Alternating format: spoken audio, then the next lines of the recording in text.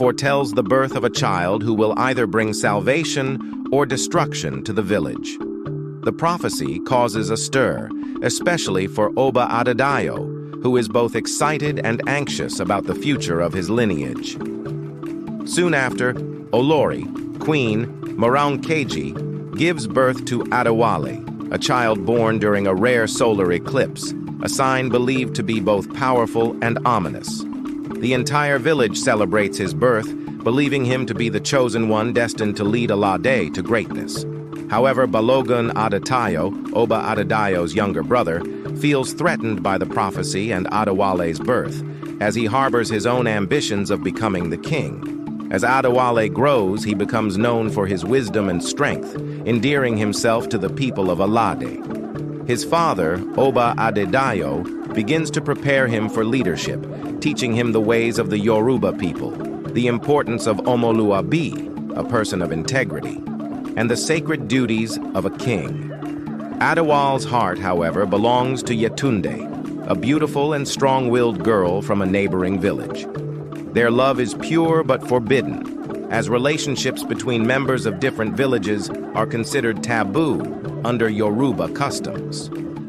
Despite the risks, Adewale and Yetunde's love grows, representing a challenge to the old traditions of Alade.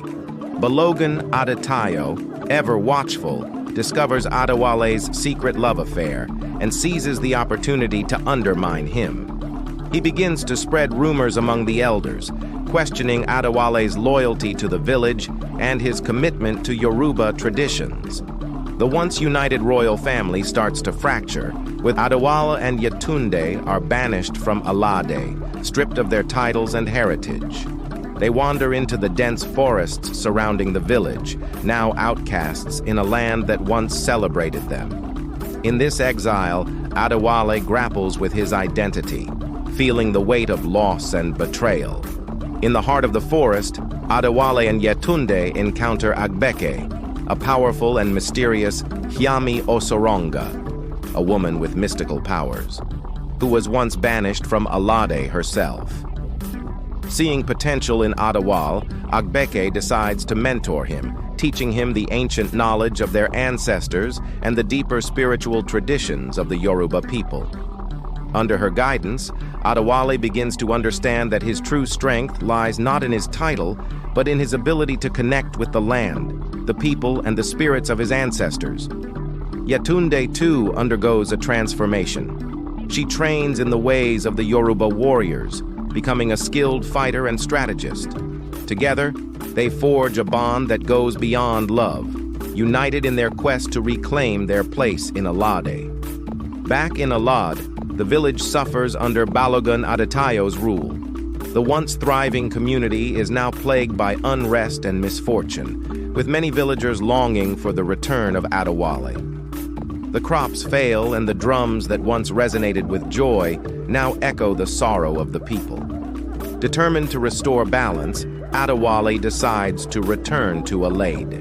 With Yetunde and Agbeke by his side, he gathers allies from neighboring villages and those still loyal to him in Alade. Together, they plan a strategic return to the village, with a goal not just to reclaim the throne, but to heal the wounds caused by division. The final confrontation takes place during a traditional festival at the palace. Adewale and his followers arrive, catching Balogun Adetayo and his supporters off guard. In a dramatic battle filled with Yoruba spiritual rituals and warrior chants, Adewale confronts his uncle in the palace courtyard.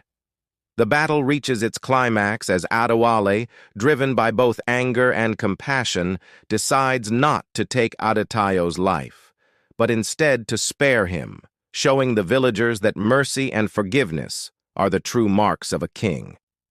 Adewale is crowned the new Oba of Alade, with Yetunde by his side as Olori. With Adewale standing before the sacred Arisa shrine, giving thanks to the ancestors and swearing to lead with wisdom, courage, and compassion.